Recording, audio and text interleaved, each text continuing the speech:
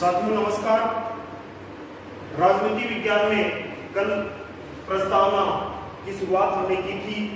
प्रस्तावना की क्लास कल अपनी एक हुई है। इस प्रस्तावना के टॉपिक को आगे बढ़ाते हुए हम चर्चा करें कल जिसके बारे में हमने पढ़ा था। प्रस्तावना में कुल कितने शब्दों का उल्लेख है, कितनी बार संशोधन हो चुका है, प्रस्तावना के अंदर किन किन शब्दों को अन्य जो अपने देश के संविधान में शामिल किया गया है, उसकी चर्चा को आगे बढ़ाते हुए हम आगे बढ़े। सबसे पहले अपने देश के अंदर जो प्रस्तावना लिखी गई थी वह 1919 ईस्वी के शासन अधिनियम में लिखी गई। प्रस्तावना का उल्लेख सर्वप्रथम जो मिलता है वो कहां पर मिलता है? 1919 ईस्वी के शासन अधिनियम में मिलता है। प्रस्तावना के बारे में कल जो हमने चर्चा की थी, अपनी जो क्लास हुई थी कि प्रस्तावना में 3 प्रकार की न्याय है, 2 प्रकार की समानता, 5 प्रकार की स्वतंत्रता का उल्लेख है। वर्तमान में 88 शब्द है, एक बार इसमें संशोधन हो चुका है। इसी प्रकार प्रस्तावना में हम चर्चा करें अपने देश के संविधान की प्रस्तावना में 3 शब्द जो अपने देश के संविधान की प्रस्तावना में फ्रांस के संविधान से लिए गए हैं। और वो जो 3 शब्द है वो कौन कौन से हैं? स्वतंत्रता,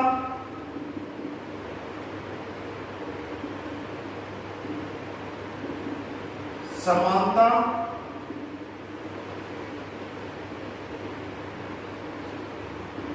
और बंधुत्व। ये 3 शब्द 1789 ईस्वी में जो फ्रांस की क्रांति हुई थी, वो कब हुई थी? 1789 ईस्वी में। और इस फ्रांस की क्रांति 1789 ईस्वी में फ्रांस की क्रांति का प्रमुख नारा था स्वतंत्रता, समानता और भ्रातृत्व, या इसे आप बंधुत्व भी कह सकते हो, जिसका अर्थ भाईचारा जो होता है। ये अपने देश के संविधान की प्रस्तावना में इन 3 शब्दों को लिया गया था। इन 3 शब्दों का उल्लेख अपने देश के संविधान की प्रस्तावना में है। वो हमने कहां से लिया है? फ्रांस के संविधान से लिया है। प्रस्तावना के शब्दों के बारे में यदि हम चर्चा करें, परीक्षा में प्रश्न पूछा जाता है, किसी भी शब्द का अर्थ पूछ लेते हैं। जैसे पिछली बार परीक्षा में प्रश्न आया कि भारत को एक गणराज्य कहा जाता है, इस गणराज्य का क्या अर्थ है? गणराज्य शब्द का क्या अर्थ है? तो प्रस्तावना के जो महत्वपूर्ण शब्द हैं उनके बारे में हम चर्चा करेंगे, उनका क्या जो अर्थ है वो निकलता है, उसके बारे में आज हम पढ़ेंगे। सबसे पहले प्रस्तावना के महत्वपूर्ण शब्दों की यदि हम चर्चा करते हैं तो अपने देश के संविधान की प्रस्तावना में जो हम भारत के लोग भारत को संप्रभु, संपूर्ण प्रभुत्व संपन्न, इस संप्रभु का जो अर्थ निकलता है वो क्या निकलता है कि अपना भारत देश आंतरिक व बाह्य निर्णय लेने में किसी भी देश या किसी भी बाह्य शक्ति के अधीन नहीं है।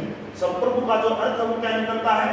2 शब्दों के मेल से बना हुआ शब्द संप्रभु, सं यानी स्वयं प्रभु का मतलब हो गया प्रभुत्व, यानी अपने देश के ऊपर अपने भारत देश की सरकार कोई भी आंतरिक व बाह्य कोई भी निर्णय लेती है तो न तो किसी अन्य देश के दबाव में है और न किसी अन्य देश का अपने देश के अंदर किसी प्रकार का या किसी बाहरी शक्ति का कोई प्रभुत्व है, किसी प्रकार का दबाव है। इसीलिए भारत को क्या कहा जाता है? एक संपूर्ण प्रभुत्व संपन्न राष्ट्र है, वो कहा जाता है। तो भारत कैसा राष्ट्र है? भारत एक संपूर्ण प्रभुत्व संपन्न राष्ट्र है, यानी कि भारत देश है वो किसी भी प्रकार का कोई भी निर्णय लेने में, कोई भी कार्य करने में किसी अन्य राष्ट्र के दबाव में नहीं है। हालांकि अपना जो भारत देश है वो 1949 ईस्वी में ब्रिटिश जो कॉमनवेल्थ यानी कि राष्ट्रमंडल का सदस्य बना था, लेकिन उसका मतलब ये नहीं कि अपना देश संप्रभु राष्ट्र नहीं है। भारत एक संप्रभु राष्ट्र है, कोई भी निर्णय लेने में भारत सरकार या भारत देश सक्षम है, किसी भी अन्य बाह्य देश या शक्ति के दबाव में नहीं। इसी प्रकार से दूसरा शब्द जो अपने देश के संविधान की प्रस्तावना में आता है लोकतंत्रात्मक।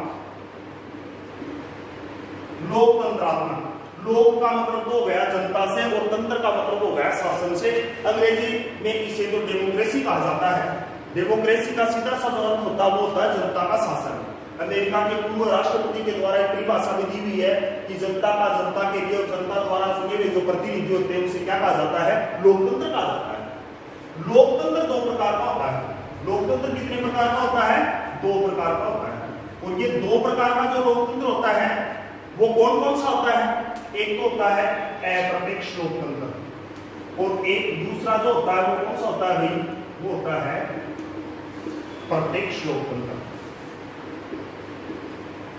एक लोकतंत्र तो कौन सा हो गया, अप्रत्यक्ष लोकतंत्र, और दूसरा लोकतंत्र है वो कौन सा है, प्रत्यक्ष लोकतंत्र।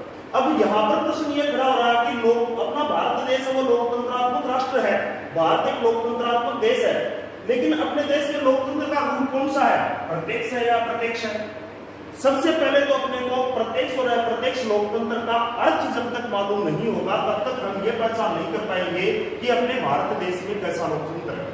भारत देश में लोकतंत्रात्मक शासन प्रणाली है, लेकिन लोकतंत्र का कौन सा रूप है, इसके बारे में जानने से पहले ये जो लोकतंत्र दो प्रकार का होता है, इन दोनों के अर्थ के बारे में हम समझेंगे।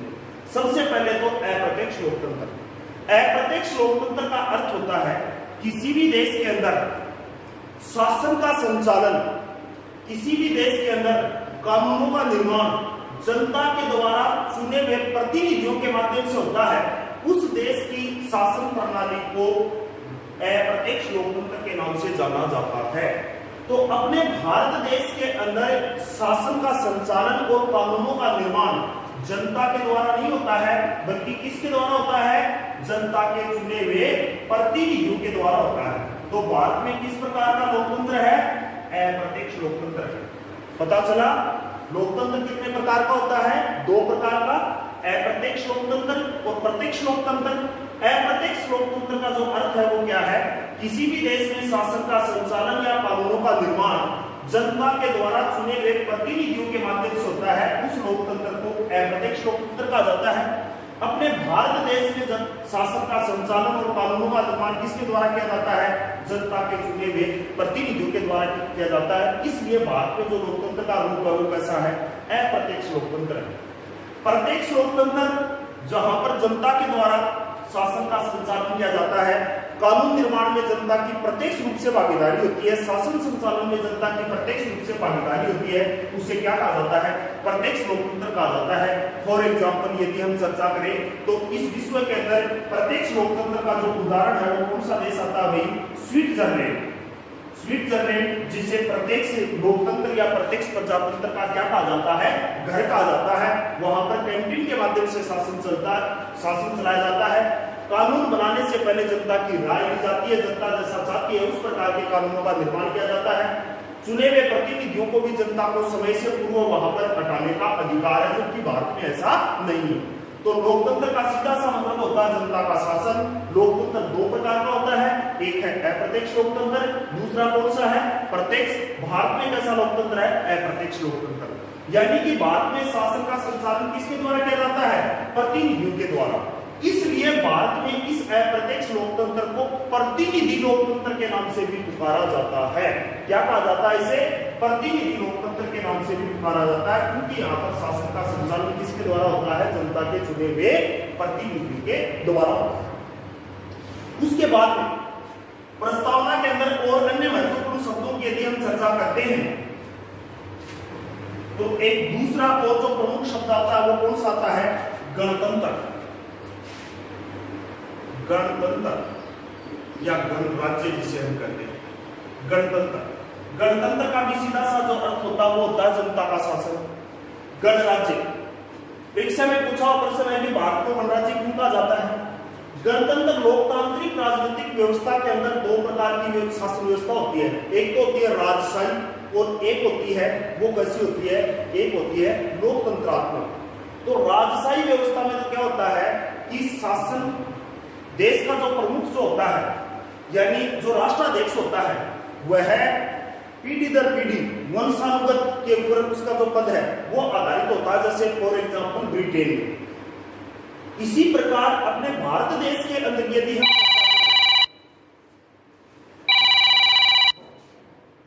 तो अभी हम साथियों चर्चा कर रहे थे, किसके बारे में कर रहे थे, गणतंत्र के बारे में। लोकतांत्रिक राजनीतिक व्यवस्था में जो दो प्रकार की राजनीतिक व्यवस्था अपने को देखने की मिलती है, एक तो मिलती है राजशाही और दूसरी मिलती है वो मिलती है गणतंत्रात्मक या लोकतंत्रात्मक। राजशाही का मतलब जहां पर उत्तराधिकार के माध्यम से राज्य का जो प्रमुख है वो पद ग्रहण करता है, राजा या रानी जैसे ब्रिटेन में है, वहां पर वंशानुगत आधार पर राष्ट्र का जो प्रमुख है वो पद ग्रहण करता है, उसे तो कहा जाता है राजशाही।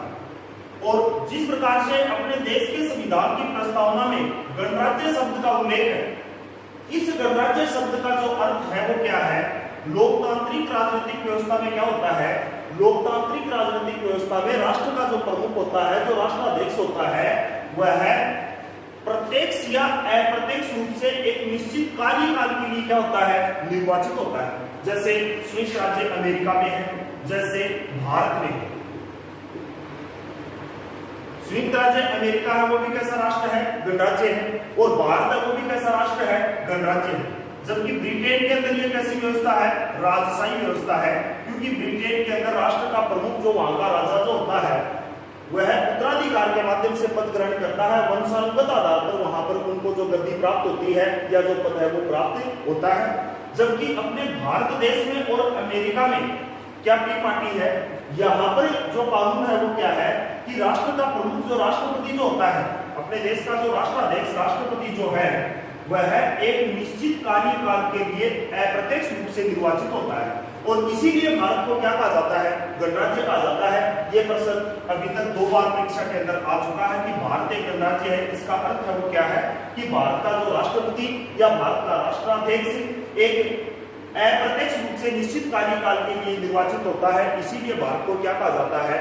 गणराज्य कहा जाता है। तो प्रस्तावना के अंदर जो गणराज्य शब्द का जो अर्थ है उसका मतलब क्या हुआ कि अपने देश का राष्ट्रपति होता है वो क्या होता है? निर्वाचित होता है। इसीलिए भारत है वो क्या है? एक गणराज्य। उसके बाद में हम चर्चा करें प्रस्तावना के और अन्य महत्वपूर्ण शब्दों के बारे में। अपने देश के संविधान की प्रस्तावना में जो 3 शब्द बाद में जोड़े गए थे 42वें संविधान संशोधन के द्वारा, समाजवाद, धर्मनिरपेक्षता और अखंडता। सबसे पहले हम चर्चा करें समाजवाद के बारे में।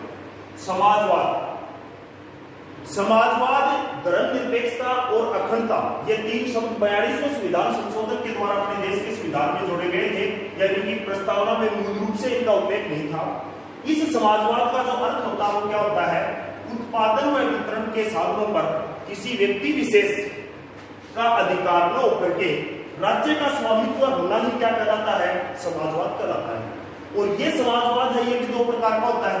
एक तो होता है लोकतांत्रिक समाजवाद और एक होता है साम्यवादी समाजवाद। साम्यवादी समाजवाद का यदि हम उदाहरण लेते हैं तो रूस है, जबकि लोकतांत्रिक समाजवाद का यदि उदाहरण यदि हम लेते हैं तो अपना भारत देश है। यानी भारत में समाजवाद का कौन सा रूप है? भारत में समाजवाद है वो कैसा है? लोकतांत्रिक समाजवाद है। कैसा समाजवाद है भारत में? लोकतांत्रिक समाजवाद। और ये समाजवाद कितने प्रकार का होता है? 2 प्रकार का। कौन कौन सा होता है? एक तो होता है साम्यवादी समाजवाद और दूसरा कौन सा होता है? लोकतांत्रिक समाजवाद। यानी उत्पादन व वितरण के साधनों का अपने देश के अंदर राष्ट्रीयकरण किया गया है, यानी कि निजीकरण का बिल्कुल अपने देश में क्या किया गया है? उन्मूलन किया गया है। हालांकि वर्तमान में अपने देश के अंदर यदि स्थिति देखें तो धीरे धीरे अपने देश में जो पूंजीवाद की ओर अग्रसर इसे किया जा रहा है। बहुत सारे जो ऐसे कार्य हैं जिसे निजीकरण के अंदर सौंपा जा रहा है। लेकिन अपने देश के संविधान की प्रस्तावना में जो समाजवाद शब्द है उसका अर्थ वो क्या है कि अपने भारत देश के अंदर उत्पादन व वितरण के साधनों का राष्ट्रीयकरण किया गया है, निजीकरण का पूर्णतः क्या किया गया है? उन्मूलन किया गया है। ये समाजवाद 2 प्रकार का होता है। एक तो होता है साम्यवादी समाजवाद और दूसरा लोकतांत्रिक समाजवाद। तो भारत में कैसा समाजवाद है? लोकतांत्रिक समाजवाद। उसके बाद में दूसरा जो शब्द जिसे 42वें संविधान संशोधन के द्वारा अपने देश के संविधान की प्रस्तावना में जोड़ा गया था वह है धर्मनिरपेक्षता। धर्मनिरपेक्षता जिसका सीधा सा शाब्दिक अर्थ होता है। बहुत ही अच्छा प्रश्न कई बार बनता है कि संविधान की प्रस्तावना में धर्मनिरपेक्षता शब्द है वो कब जोड़ा गया? 42वें संशोधन के द्वारा। धर्मनिरपेक्षता, निरपेक्ष का सीधा सा जो अर्थ होता है कि किसी भी प्रकार का पक्षपात नहीं करना। यानी अपना भारत राष्ट्र एक धर्मनिरपेक्ष राष्ट्र है और इस धर्मनिरपेक्ष राष्ट्र का मतलब है अपने भारत देश में किसी भी एक धर्म को मान्यता न देकर के सभी धर्मों को समान माना जाता है। इसीलिए भारत को क्या कहा जाता है? धर्मनिरपेक्ष राष्ट्र के नाम से जाना जाता है। अपना जो भारत देश है इसके संविधान के भाग 3 में, संविधान के भाग 3 में अनुच्छेद 25 से 28 तक अपने को मूल अधिकारों के अंतर्गत धार्मिक स्वतंत्रता का अधिकार प्राप्त है। यानी भारत का कोई भी व्यक्ति किसी भी धर्म को अपनाने के लिए, किसी भी धर्म का प्रचार प्रसार करने के लिए पूर्णतः क्या है, स्वतंत्र है। और प्रस्तावना के अंदर जो धर्मनिरपेक्षता शब्द है, इसका अर्थ वो क्या है कि भारत में किसी विशेष धर्म को मान्यता न देकर के सभी धर्मों को क्या माना जाता है, समान माना जाता है। राज्य के द्वारा किसी भी धर्म विशेष को मान्यता नहीं दी जाती है। राज्य की दृष्टि में सभी धर्म है वो क्या है, एक समान है। इसीलिए भारत को क्या कहा जाता है, धर्मनिरपेक्ष राष्ट्र कहा जाता है। और इस धर्मनिरपेक्षता का उल्लेख अपने देश के अंदर संविधान के अनुच्छेद 25 से 28 तक जो मूल अधिकार हैं संविधान के भाग 3 में, उसमें अपने को धार्मिक स्वतंत्रता का अधिकार है वो क्या किया गया है, प्रदान किया गया। उसके बाद में प्रस्तावना के अंदर अन्य महत्वपूर्ण शब्दों की यदि हम चर्चा करें तो दूसरा जो महत्वपूर्ण शब्द आता है वो कौन सा आता है, अखंडता। और इस अखंडता शब्द को भी अपने देश के संविधान की प्रस्तावना में जो जोड़ा गया था वो कब जोड़ा गया था, 42वें संविधान संशोधन के द्वारा जोड़ा गया था। इस अखंडता का सीधा सा जो अर्थ निकलता है वो क्या निकलता है, खंड का मतलब हो गया विभाजन या टुकड़ा, अखंड का मतलब हो गया देश में किसी भी प्रकार का विभाजन नहीं होने देना, देश को टुकड़ों में नहीं बंटने देना, अपने देश के अंदर एकता बनाए रखना। इस प्रकार समाजवाद, धर्मनिरपेक्षता और अखंडता, ये जो 3 शब्द अपने देश के संविधान की प्रस्तावना में 42वें संविधान संशोधन के द्वारा जोड़े गए थे, उनका क्या है, ये प्रमुख अर्थ। उसके बाद में हम चर्चा करें अपने देश के संविधान की जो प्रस्तावना है, जिसे संविधान के सबसे अंत में लिखा गया था। और संविधान की प्रस्तावना के बारे में प्रारंभ से ही इस प्रकार का एक विवाद पैदा हो गया कि क्या प्रस्तावना के अंदर किसी प्रकार का कोई संशोधन किया जा सकता है। कई बार सर्वोच्च न्यायालय के अंदर इस प्रकार का जो मामला पहुंचा प्रस्तावना में संशोधन के बारे में, 1957 में, 1960 के अंदर बेरूबाड़ी यूनियनवाद के अंतर्गत भी सर्वोच्च न्यायालय के अंदर फैसला आया। फिर उसके बाद में यदि हम चर्चा करें तो 1973 के अंदर जो केशवानंद भारती बनाम केरल राज्य वाद के अंतर्गत सर्वोच्च न्यायालय के द्वारा फैसला दिया गया था 1973 में कि प्रस्तावना संविधान का एक अभिन्न अंग है और संसद को प्रस्तावना में संशोधन करने का है वो क्या है, अधिकार है। एक बहुत ही इंपॉर्टेंट प्रश्न है, प्रस्तावना में संसद को संशोधन करने का अधिकार कब मिला, तो इसका जवाब होगा वो क्या होगा, 1973 में। प्रश्न जब ये पूछा जाता है कि संसद के द्वारा प्रस्तावना में संशोधन कब किया गया, तो उसका जवाब होगा वो क्या होगा, 1976 में। लेकिन संसद को यह अधिकार सर्वोच्च न्यायालय के द्वारा कब मिला था, 1973 में मिला था। केशवानंद भारती बनाम केरल राज्यवाद के अंतर्गत सुनवाई करते हुए सर्वोच्च न्यायालय के द्वारा यह फैसला दिया गया था कि प्रस्तावना संविधान का एक भाग है और संसद है वो इसमें क्या कर सकती है, संशोधन है वो कर सकती है। साथियों, आज तक अपने देश के संविधान की प्रस्तावना में मात्र एक ही बार संशोधन हुआ है और वो हुआ है 42वां संविधान संशोधन 1976, जिसके माध्यम से 3 शब्दों को जोड़ा गया। सर्वोच्च न्यायालय के द्वारा 1973 में फैसला दिया गया कि प्रस्तावना संविधान का एक भाग है। यहाँ पर प्रश्न खड़ा हो रहा है, प्रस्तावना को संविधान के एक भाग के रूप में कब स्वीकार किया गया, तो इसका जवाब होगा वो भी क्या होगा, 1973 होगा। इससे पहले 1960 में जो बेरूबाड़ी यूनियनवाद था उसके अंतर्गत यह फैसला किया गया था कि जहां पर भी प्रस्तावना की भाषा कठिन है, संविधान की भाषा कठिन है, उसको समझने के लिए प्रस्तावना की सहायता है वो ली जा सकती है। लेकिन प्रस्तावना में संशोधन करने का अधिकार जो सर्वोच्च न्यायालय के द्वारा मिला था वो 1973 में मिला था। आज तक की सबसे बड़ी संवैधानिक पीठ, सबसे लंबे समय तक इसके अंदर जो सुनवाई हुई 1960 में बेरूबाड़ी यूनियनवाद के अंतर्गत तो क्या निर्णय दिया गया सर्वोच्च न्यायालय के द्वारा कि संविधान में किसी भी प्रकार के कठिन शब्दों का अर्थ का हल निकालने के लिए प्रस्तावना की क्या ली जा सकती है, मदद या सहायता ली जा सकती है। जबकि संशोधन करने का अधिकार सर्वोच्च न्यायालय के द्वारा दिया गया, वो कब दिया गया, 1973 में दिया गया केशवानंद भारती बनाम केरल राज्यवाद के अंतर्गत। इससे पहले प्रस्तावना को संविधान का भाग स्वीकार नहीं किया जाता था। इससे पहले प्रस्तावना में संसद को किसी भी प्रकार का संशोधन करने का अधिकार नहीं था। लेकिन सर्वोच्च न्यायालय के द्वारा जो 1973 में फैसला दिया गया उसमें यह निर्णय दिया गया कि संसद प्रस्तावना में संशोधन तो कर सकती है, लेकिन ये संशोधन कैसा होना चाहिए? सकारात्मक संशोधन होना चाहिए, न कि नकारात्मक। यानी प्रस्तावना में संसद को सकारात्मक संशोधन करने का अधिकार है, नकारात्मक संशोधन करने का अधिकार नहीं है। अर्थात संसद को मूल राज्य को नष्ट करने का अधिकार नहीं है। इसका सीधा सा अर्थ है वो ये है कि संसद प्रस्तावना में कुछ जोड़ सकती है, बल्कि प्रस्तावना में पहले से जो कुछ है उसे हटाने का अधिकार है, वो संसद को नहीं है। इस संसद को क्या कहा जाता है? इस संशोधन को ही सकारात्मक संशोधन के नाम से जाना जाता है। तो संसद को कैसा अधिकार मिला था?